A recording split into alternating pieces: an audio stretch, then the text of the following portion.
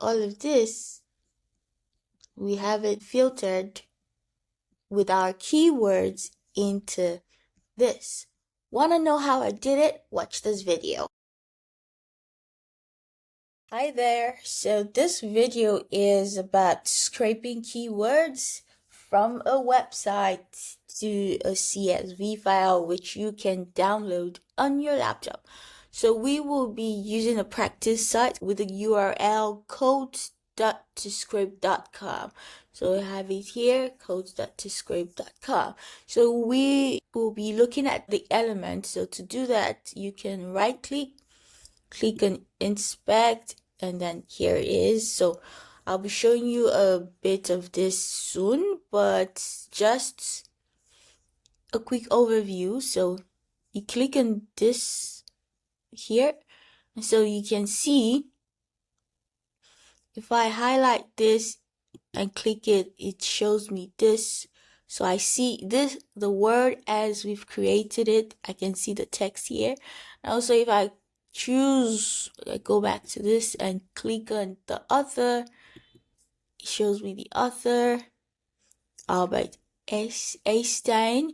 And then if I go back and click here and I click on the tags, shows me the tags, and I can click here and I see that the tags has 1, 2, 3, 4 tags. Yes. So this is a quick overview. Now I'll go into more details soon. So let's go back to our code. So just a quick one, you can find and download this code in the link in the description and in the pinned comment. Okay. So the first step is to import necessary libraries. The first is to import request. So request is used to make HTTP requests to the website. That's codestoscript.com. And then the next is Beautiful Soup. So Beautiful Soup is a library that helps us to get the HTML content from the website and able to manipulate it the way we want. And then import CSV is to help us to download our data into a CSV file, which we will open in our system. And of course, this Google Colab import files is just for downloading files. So CSV is to create and save data into a CSV file, whilst this Colab is used to download directly from Google Colab. Okay, so now we have the base URL. This is a constant variable that doesn't change. That's why it's in capital letter. So then this is the URL we're using, which is this codestoscript.com.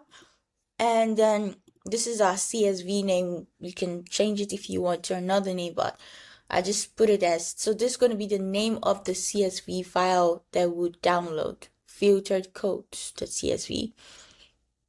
And now the keywords, I want to filter codes that have these keywords in them: humor, inspire, and life. So you can modify as needed. Now to the definition. So when you see def in Python, this is a function of scrape keyword codes, and this 3 parameters, base URL, CSV file name, and keywords, are placeholders until we call the function here down below with the real constants we want to use. That's our base URL and the CSV file and the keyword. So for now, we just use this as the placeholders, and then I explain this better here. So this is a comment, the 3 codes on different lines. You want to write a comment in Python with the that have different lines that are not on the same line. You use the 3 codes. But if it's just a comment on the same line, like this one, you use the hash. So everything that comes after a hash is a comment and is ignored by the environment when running it. So it just ignores it, knowing that this is a comment. It's not a line of code. So now next is to create an empty list. So an empty list, a list is signified by this square bracket, and we call the variable all filter codes, and we say list to, it's a list to store all filter codes. So each item is a dictionary with keys, codes, author, and tags. So it's going to be stored in here. You'd see this being used soon somewhere in the code in a minute. Now the next is initialize the URL for the first page. So current page path, we start with page 1, which is the first page as expected. Then later we go to the next page. No, so let's keep going. And then you continue looping as long as there is a valid page path to process. So while current path, the full URL, combine the base URL with the current page path. And then this line of code is just to show you the progress. Page 1, page 2, page 3, and all, accessing page 1, accessing page 2, and all. So now this try and this from, my bad, Control Z. So from, I was trying to highlight it. So from this part is just to send an HTTP GET request, and also this is just to raise an exception if there's an error, and this is saying if there's an error, just exits. So not to worry too much about this if you're not really technical or knowing about this code. So don't worry about it. I'll tell you the pathway you have to change if you want to work on scraping your own website or a website of your choice. You change this URL. You can change of course it wouldn't be codes if you're not scraping code, so you change this as well. So you change the URL, you change the name that you want to save as, and of course whatever keywords you're looking for, you change that, and you can leave those. Yeah, so this still stays, everything stays same, this stays same. Now this stays same as well. So this soup is a variable and is set to the beautiful soup library that helps to parse or to get the HTML content and help us to manipulate it to our choice, as to maybe find keywords and just extract the data with only the keywords we're looking for. So that's exactly what this does here. So now this is, from here is where it gets customized to whatever it is you're trying, your website, and what you're trying to scrape. So I'm just gonna make this smaller a bit so I can show you this part of my screen. Okay, this will be too tiny. Try to show. Okay, I think this should work. So now, we want to find all the code containers on the current page. So if we come back to this, let's click this so we can select it. So let's go back to the very first step. So if you see, this literally highlights the entire box. So if I click on it, it highlights this for me. So this is the code container, this right here. That's where this comes in. So it says find all the code containers, and says codes. Let's make this smaller a bit. So it says soup, which has the beautiful soup library that helps manipulate HTML. That find all, so it's saying find all the div. As you can see, this div with the class codes, because this is our code container. So find it all. So now this contains the entire div container each. So it finds it all, finds the first one, finds 2, 3, everything 4, like that, 5. So that's what the find all is. Going back to it here. So now the next is extract the data from each code container. So if we come back here, you see that this has a drop down button. So if I click on this, so they're like 1, 2, 3, 4. You can see as I highlight it here, it highlights the individual code containers. So if I click on this to expand, I see everything inside the first code container. You can see it as I click on it, it highlights each of it. So now to come back here, let's go back here. So it says extract the data. We want the code, the author, the code, the author, and then the tags from each container. So now we say for. So this is called a for loop. So say for each code div in the code divs. So singular, plural. Get the code text. That's the first one. So we say a variable, initialize a variable and say code div. That's for each code div dot find. That's singular dot find. Now for the code itself, we see this. Let's find the span with the class text. So this is this right here with class text. Come back here. While this thing keeps scrolling down. So yeah. And then so this dot get text strip is just to take out any extra unnecessary white spaces and all. It's not a must, but it's just to make your data clean. So that's what this is for. And then the next is get the author's name. So we do the same thing here. So the author's name, codes the div that find small. Here it is with the class author. You can do this to get text strip.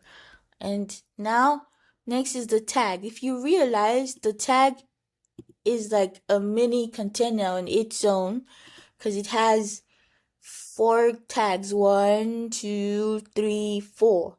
So now I put the comments to make it more easier understood for you. But so now the tag, we're saying tag element variable and say code div that find the div. Find div, that's what it is. Div with the class tags. And when he finds it, we want to drill into it further. We want to drill down further and say, then find all, see all of this under it, A with the class tag.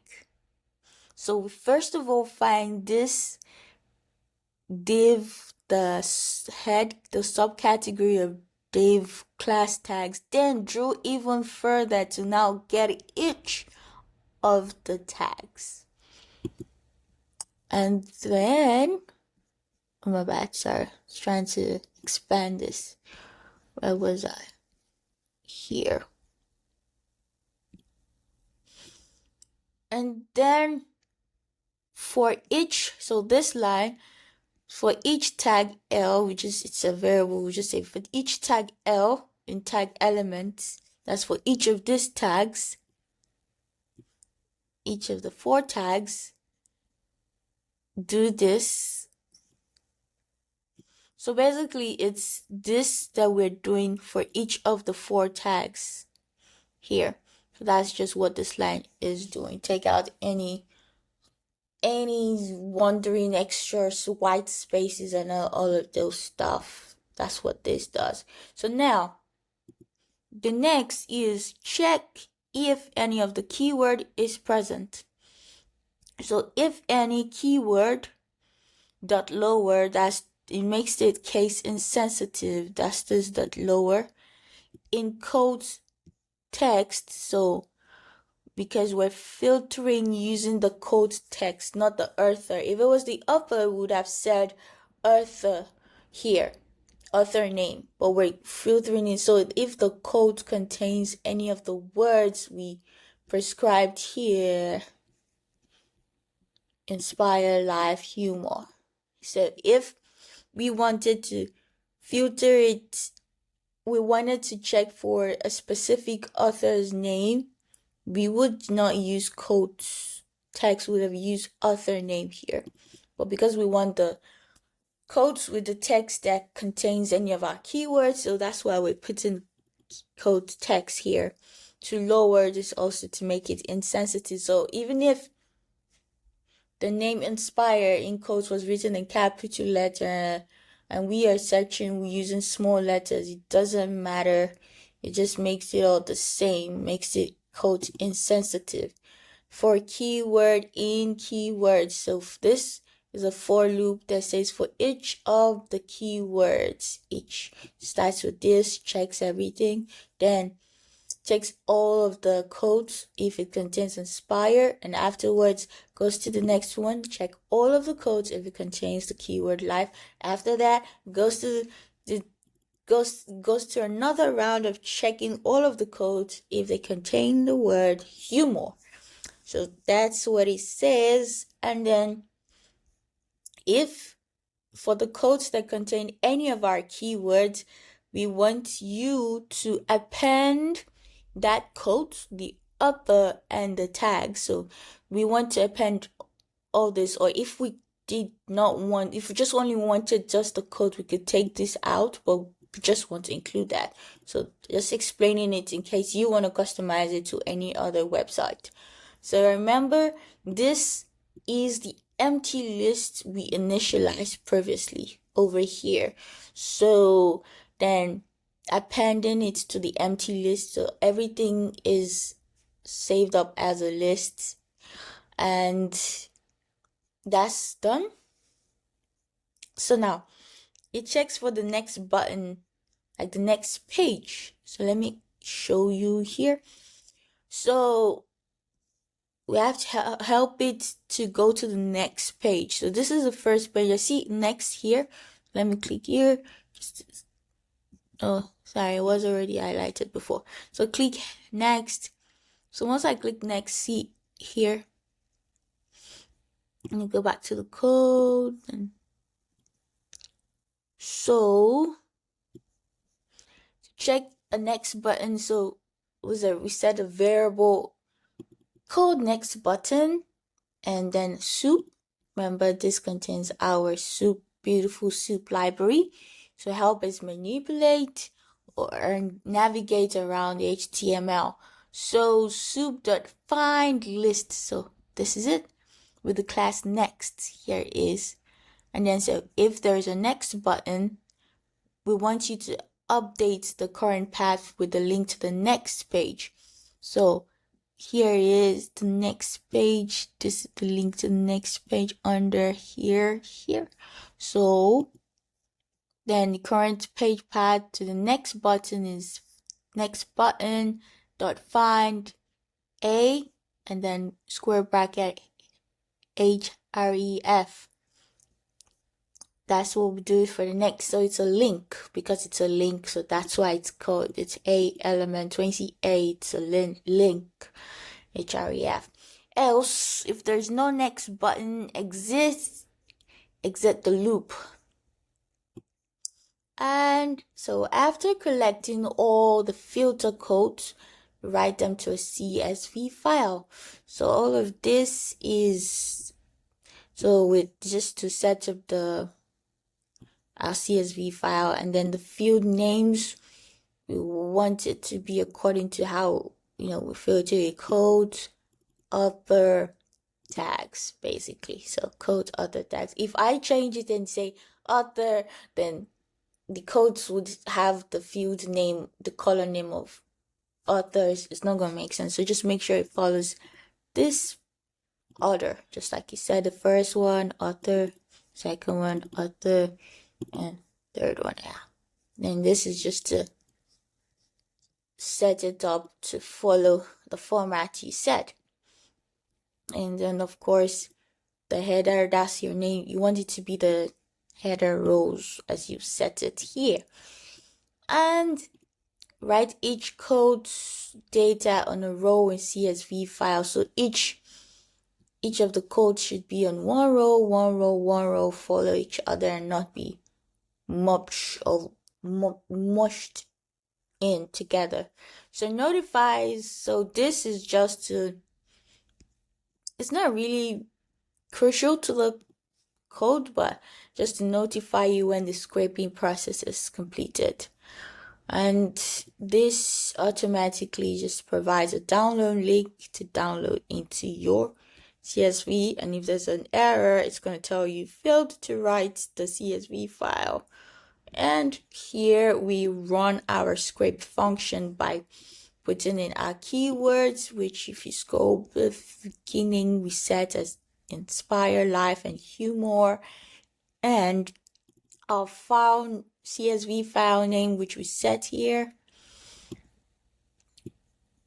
to be this, and the base URL, which we set to be here. And that's it. So now we're gonna click on, just basically click on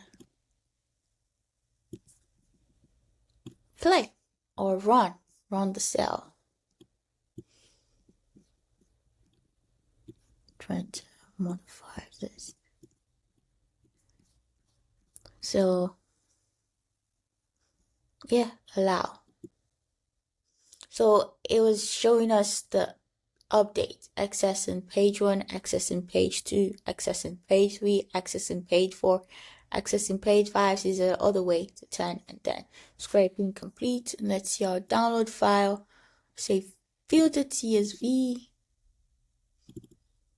Open, it's opening, and I opened it too many times. Let me close this. I downloaded it too many times. So basically this is it. So let's see. We said the keyword should be inspire life humor. So let's see. Life, okay. That's life. So let's life, okay. What does this one contain? Life, okay. The author and the tags or some divide, like, and then the comments dividing the tags. Life, life, life, life, life, yeah, life, and basically, yeah, so everything falls on the, it seems like just life there. There's no inspire here. But yeah, that's it. So if you want to see, if you want this code, the link is in my description or in the pinned comments. And yeah, please like, share, subscribe, and yeah, thank you. So this is just a quick video on Google Collab. So all you need to do is go to collab.research.google.com, and if you're not signed into a Gmail account, it's gonna prompt you, so you have to be signed in. And the next thing is, so this is the first page you see, and if you got the code, all you need to do is go to file and click on upload code, and you come here and just drag it here and wait for it, and literally just run it. Except you want to manipulate it based on the explanation, and scroll. Awesome, and there we have it. Thank you.